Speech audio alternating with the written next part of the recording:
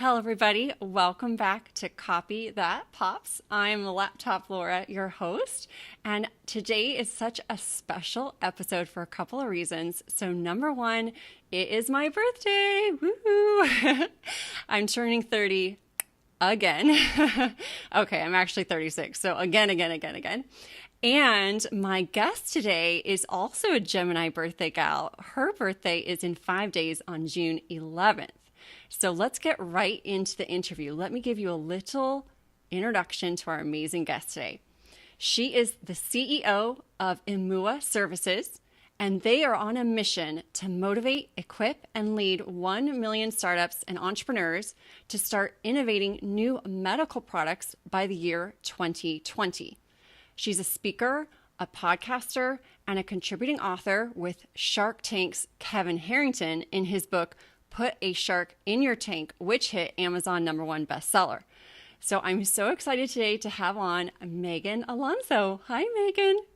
Hey, Laura. Thanks for having me on today. Yeah, welcome to the show. And I just want to say to anyone listening, just because you focus on medical device development doesn't mean that your tips are only to that industry. So I'm really excited to jump in on your tips around pitching in particular. But before we get into that, how do you normally introduce yourself at a networking event?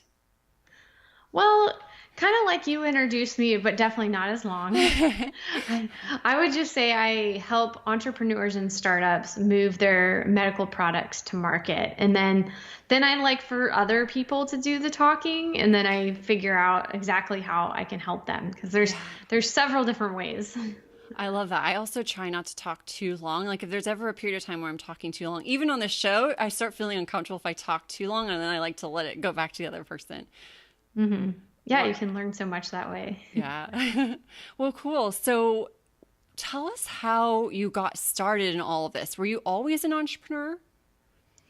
I think I always had it in me, and I've always just been working around a team where I was a big contributing factor to that team, but I wasn't necessarily leading the team. And then a few years ago, I just felt it was time. Like, okay, it's time for me to do my own thing. And I've helped other businesses build and grow and thought, okay, I'm going to do this for myself, and it's time for me to lead the charge. So yeah, we've been in business almost 2 years now. It'll be 2 years in July. Oh, how exciting. Happy early anniversary and happy early birthday.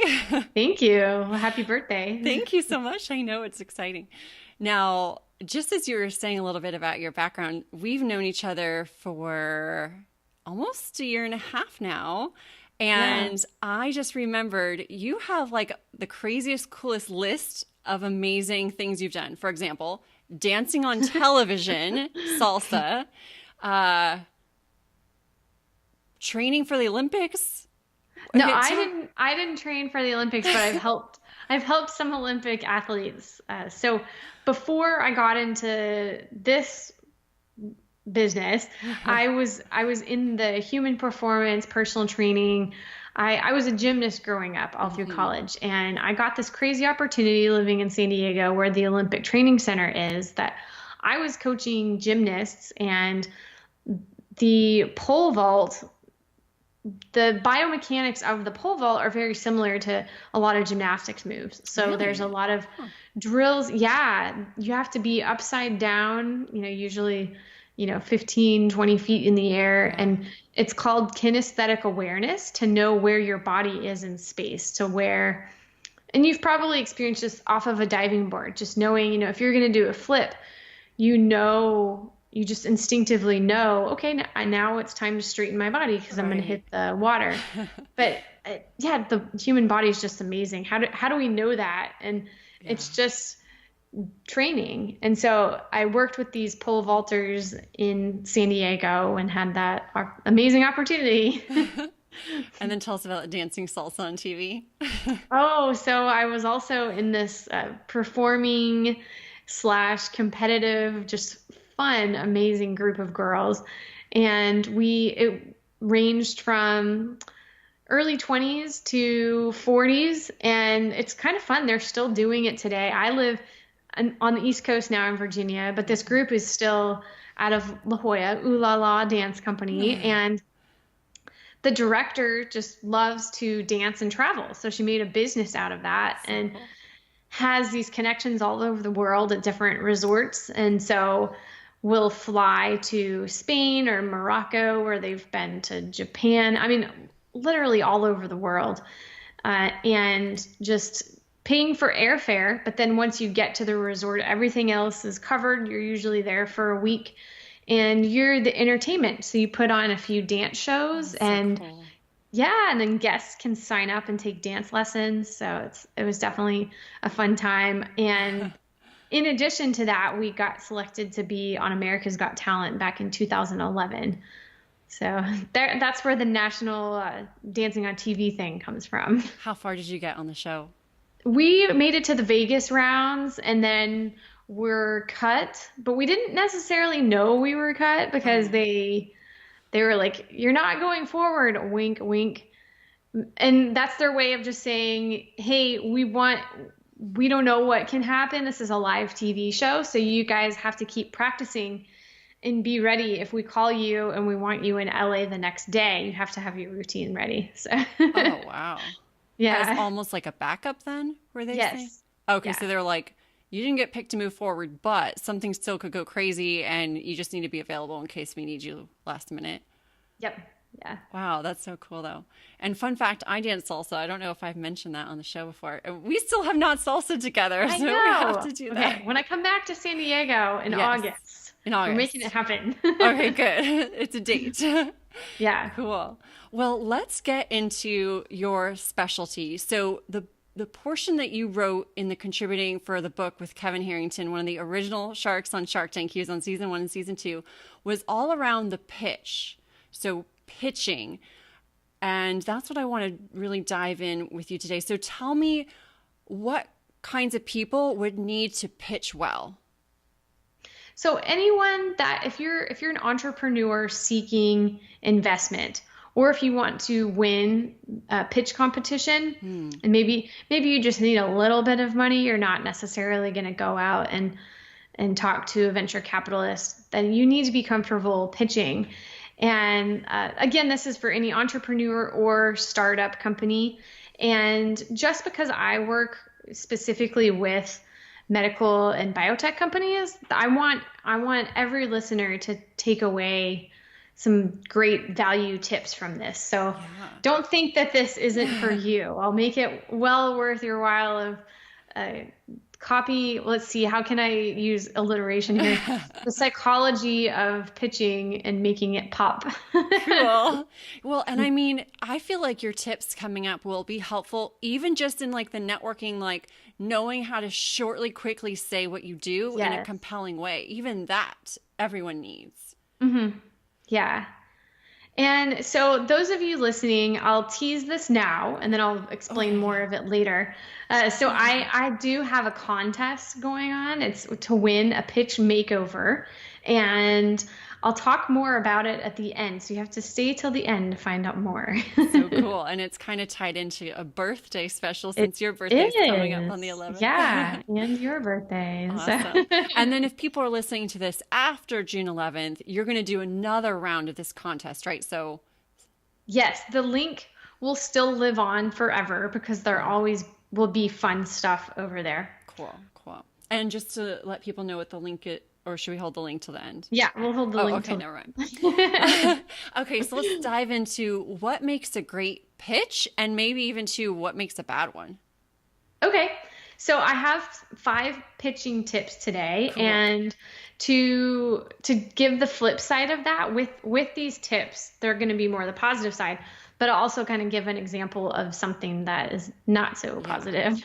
Cool. So the first one, and this is all about the copy and how you write your pitch. And cool. So in this example, instead of saying something, you get up there, you're presenting, and you're pitching, you always want to present the problem, and then your product or your technology is going to be the solution. So you present this problem. Some people get up there and they say, hey, 5 million people have this medical condition, and they suffer with it every year. And that's one way of presenting it. So that's the no. Don't do that. Sounds too general, but Yeah. So a better way of doing that is to say 5 million people have this problem.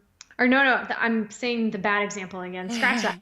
So the better way to say it is, this is a $5 billion problem annually, and it's growing. And the way I got to that number is because I'm just using this as an example. So 5 million people. And then if you estimate, okay, they're going to spend $1,000 each year on treating this condition. So 5 million times 1,000. I had to do that math actually on the computer because my calculator was like, I can't fit all these zeros. But it's 5 billion. So that sounds better to the investor. It's a lot more compelling. And in their minds, they're thinking, oh, dollar signs are popping up rather than people. And I don't want it to make it sound like we're not in the business of people, but we are. But investors are definitely looking for a return on their investment. Right. They want to see money coming out. So if you can show them like this is a big market, there's a lot of stuff to be gained from this market by showing them the numbers, then it's going to be more compelling to the audience that you're trying to pitch, which is an investor. And another way to display that is to use big words like epidemic or pandemic. And that might sound scary, but again, if you really emphasize the problem as this is big, this needs people's attention, then catastrophic. Yeah. Exactly. The psychology of word choice. I like it. What it's all about. Yeah. Awesome. Anything else on that tip, or? I think that tip's pretty good. Now the next one, this is definitely a general tip for anyone listening, because we all at some point are presenting something on PowerPoint, or I guess more in the digital age, it could be a webinar or even sharing your screen on a Facebook Live. I see people, instead of the traditional webinars now, they're just throwing the webinar on Facebook Live. We still have to have nice, pretty slides unless it's just you talking. So don't do death by PowerPoint. And we've all seen that where it's just, oh my gosh, this is dragging on forever. And they click the next slide and it's just filled with like, the whole thing is just bullet points of text and you can't possibly read all that. So my rule is to close your eyes and then you open them. And then you open them for 4 seconds, look at your slide, and then you close your eyes again. And you should have been able to get the gist of what the slide is communicating within those 4 seconds. That's amazing. I used to say that around like landing pages and stuff too, especially like above the fold. Like you should just look at it for like 3 seconds or 4 seconds, cover your eyes, or show someone who's never seen it, and then hide it from them. And they should be able to tell you what it's about just from the headlines and the images and like the very little text. So that is such a cool tip. That makes so much sense. Yeah. So don't overwhelm, keep the slides nice and easy and simple. Which brings me to the next one. And this is one that I heard recently. I can't take credit for this one. All great information should be shared, and that's what I'm doing. So you never know where you're going to present and how the lighting is going to be in the room. So instead of all of your slides being on a light background with dark text, you can flip that. And so you can have a black background or like a dark blue and white text or like yellow. And what that does is sometimes if the lighting is overexposed in the room, and especially if it's crowded and there's lots of people in there, they're not going to be able to see your presentation very well. So it just makes the copy pop. Wow, that's so cool. I never have seen one or noticed that, but that makes sense. Yeah. I hadn't really thought about it either until the speaker that presented this was pointing it out, and I thought, I have seen presentations like that before. It's like whitewashed out, kind of. Yes. Yeah, overexposed, I guess. Yeah. Oh, very cool. The next one, we want to, when we're presenting in front of investors, we're building their trust and we're giving them the confidence that they need to invest in us.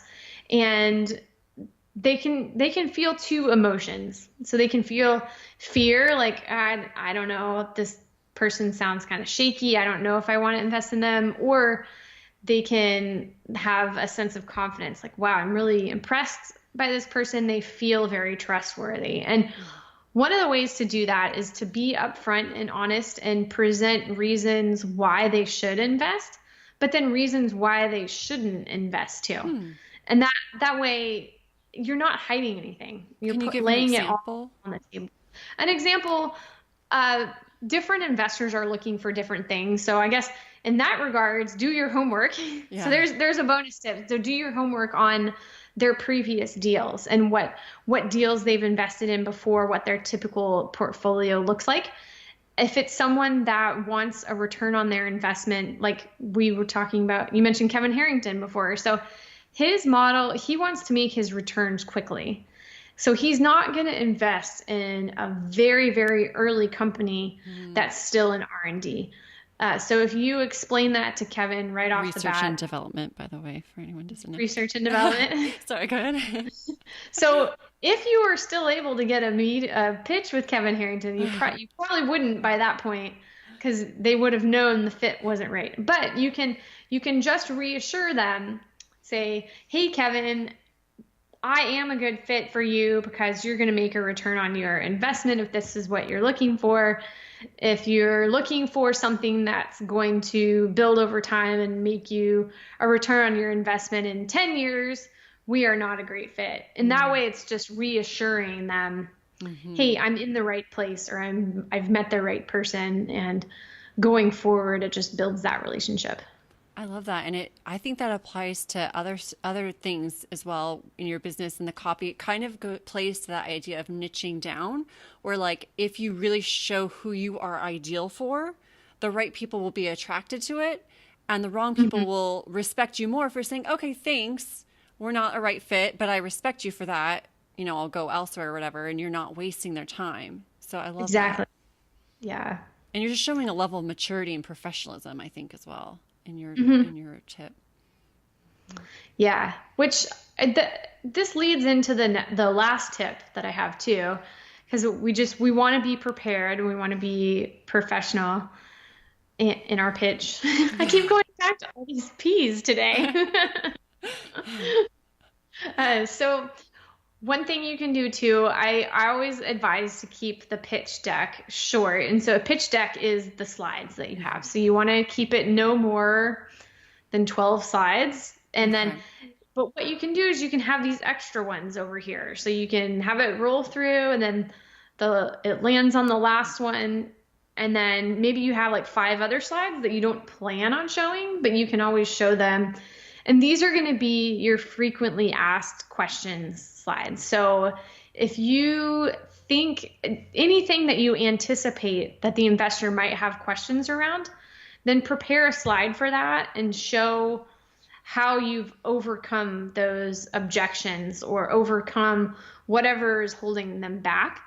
And you can say, oh, well, that's interesting that you asked, because here, I have this right here. And you can. And maybe there's like a chart and some stats that you prepared knowing that. Yes. Yeah. So just being prepared like that. What are some common objections that pitch listeners have? What are they called? Investors.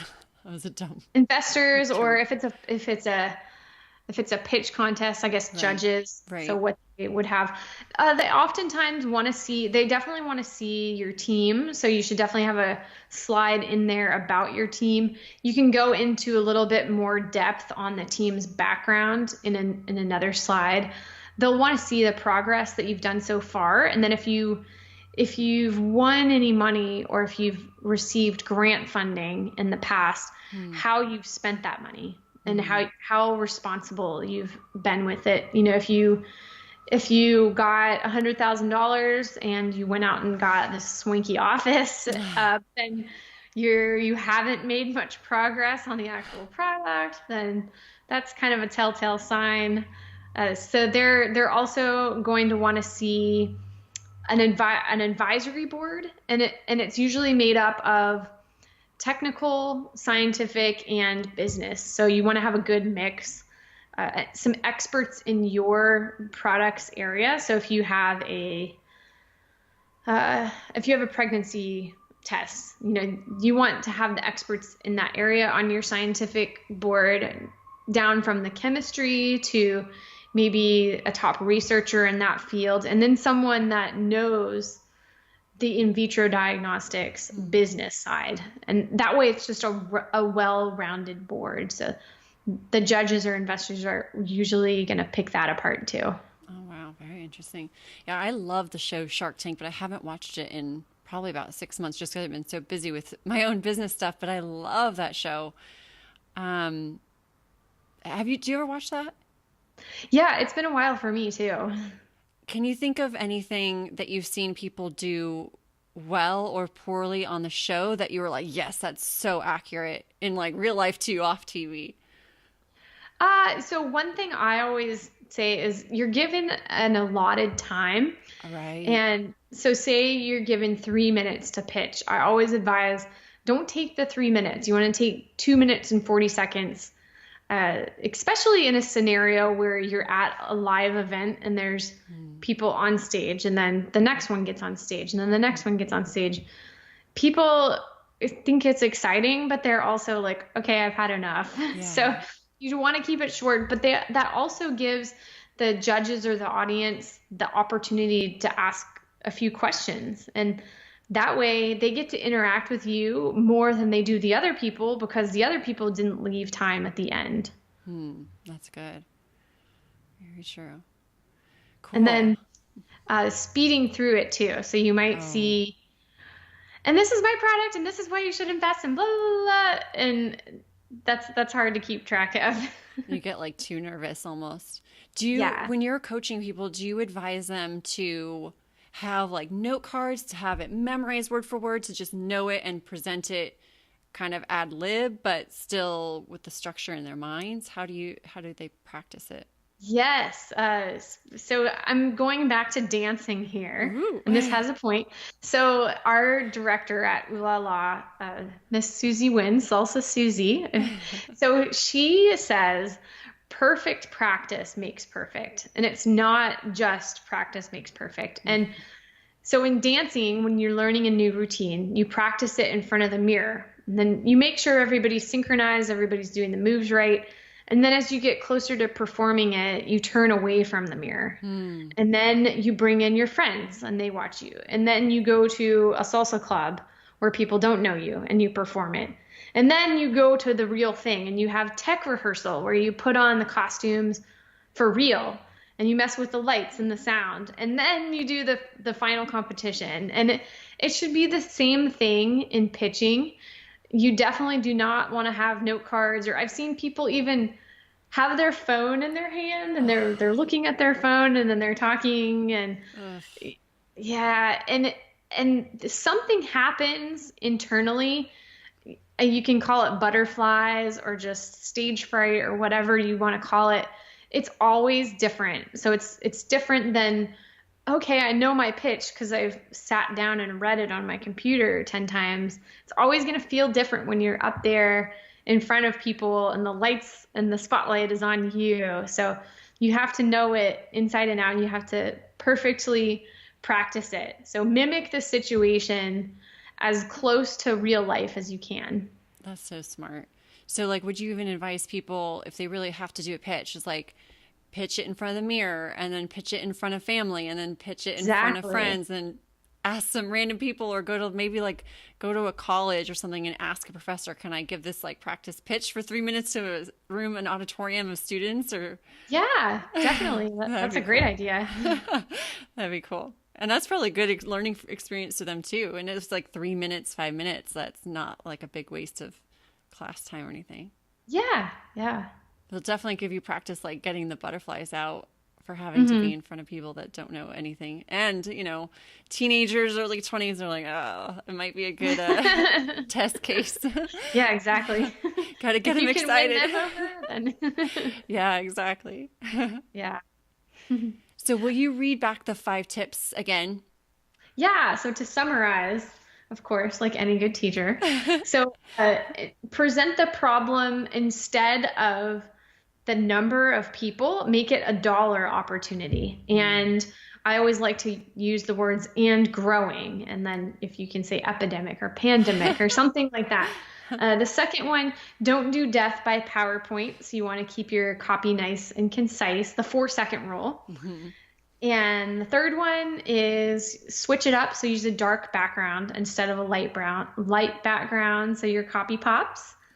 The fourth is give reasons to invest, but reasons not to invest as well. So it builds trust and just lays everything out on the table there. Then the fifth one is to anticipate questions or objections and have slides ready to go for that. Very cool. I love those. Let me think. What else? Anything else you can think of that I didn't ask about around the psychology maybe, or... So a good thing to remember is you're creating your product for customers, yes. But when you're pitching, you want the people you're pitching to, whether it's a panel of judges or if it's investors, at that particular moment, they're your customers because you're selling yourself and you're selling your company. So just keep that in mind when you're writing the pitch. Very cool. Yeah, I have no experience with this personally, but I feel like it has so much application to everything else that all of us do as entrepreneurs. So I really find your insights valuable. Well, thank you. Yeah, I appreciate your sharing them. So should we get to the B-Day special?